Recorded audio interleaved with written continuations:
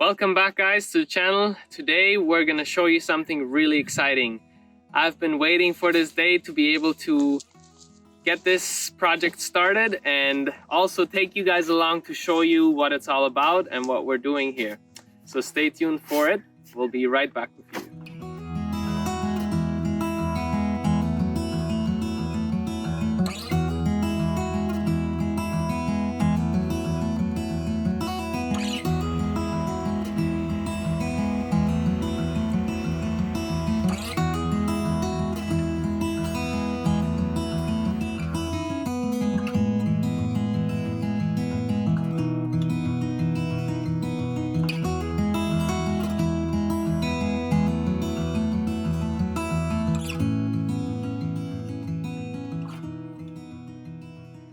So today we're going to show you how we make thermal compost.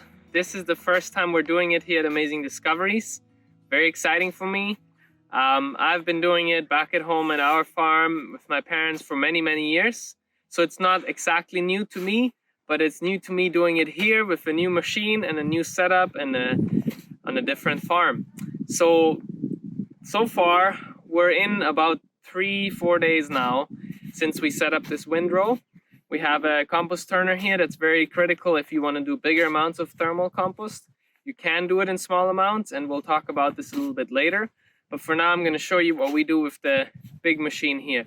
There's machines that are a little bit smaller, and then there's also machines that are significantly bigger for huge commercial composting institutions that work on big amounts every year.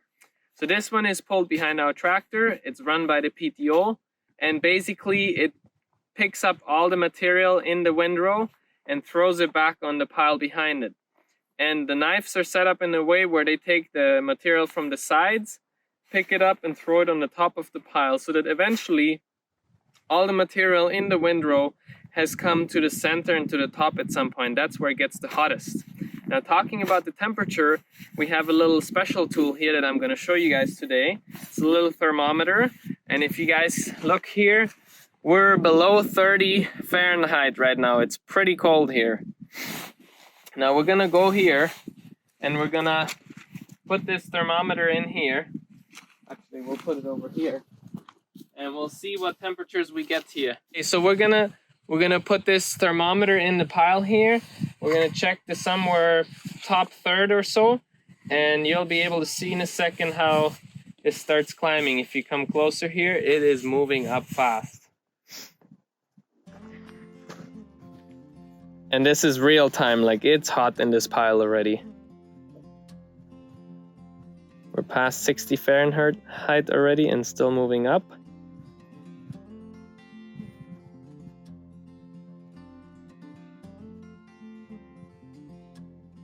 Okay, I'll check another spot.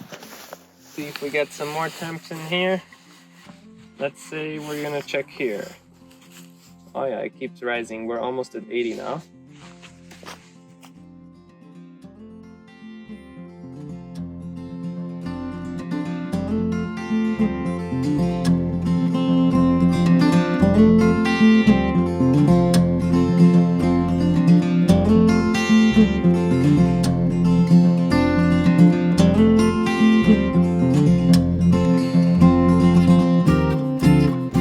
So it's very important to monitor the temperature of the compost windrow and also the CO2 levels. Those two are very important, and if you check them, it'll help you to know how many times you have to turn it over to give it more oxygen, to get more of the CO2 out, so that the composting process happens correctly. And if it doesn't happen correctly, you're making toxic soil, and you don't want that. So to break it down right and to make it good compost, it has to have enough oxygen in the process of breaking down. So we're going to show you a little bit more about the machine now, so come along and let's go have a look at that.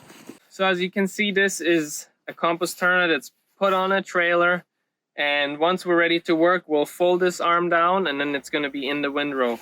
It's PTO driven, as I mentioned earlier, and then this roller here is the actual tool that does the job. Now, if the compost is too dry, it doesn't heat up properly and it won't work well. So we also have a pipe in here that has a few sprinklers on it, and we can hook up a hose and inject water as we're turning it to bring the moisture levels up. Now, this turner has a lot of little arms here, and they're all set up in a way at angles where they grab the material, bring it inside and up to the center so that the windrow stays nice and steep and tall, and it also makes it so that all the materials come to the center at some point. One thing that's important is when you set up your compost windrow that you don't bring any big rocks in, because that is not good for the machine, and it's also dangerous when people are around. It could throw rocks at you that would not be good. So making sure when you set up the windrow you only add organic matter in, like a straw, hay, all the weeds from your garden, leftovers from kitchen scraps, cleaning, produce, whatever. Even manure from animals can be good, given that the animals weren't given any bad medications, then manure would be very good as well. All the leaves, basically all the living organic matter that comes out of your farm can go in this pile and should go in this pile, so you can bring it back into your garden once it's decomposed. So for the time frame, how long does it take to make good compost? Usually, if you have good ingredients that are as fresh as possible, you make a windrow that's big enough in height and width so it can heat up properly, and you do a good job in turning it, giving it enough oxygen. Compost should take anywhere between 7 to 9 weeks from start to finish, and then it's good soil.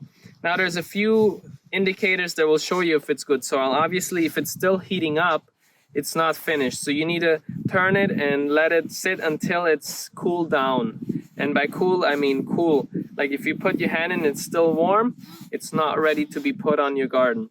Another thing is you want to make sure that it doesn't smell very bad and rotten, because that can show that it's toxic and that the processes weren't going right. Also, you can take a soil sample, make sure that your salt levels are not too high. It tends to happen at times that the salt levels are high, and if you apply that in your garden right away, it could damage your crops. So that means you'd have to apply it in smaller amounts and let it sit for several weeks or months before you can actually grow something in it. So if your compost was very high in some of the levels that shouldn't be so high, you could put it in the fall, let it rain and snow on it, and in the spring you till the soil and then you plant, and then that will have evened out already. So I'm gonna get on the tractor now. We'll get the machine started up and show you guys how it works. Hope you enjoy watching this. Please put your comments and questions below, and share and like this video. And if you guys have any more questions about it, we're happy to see if we can give you answers there and help you with that. And I hope to see you in the next video. Thanks for watching.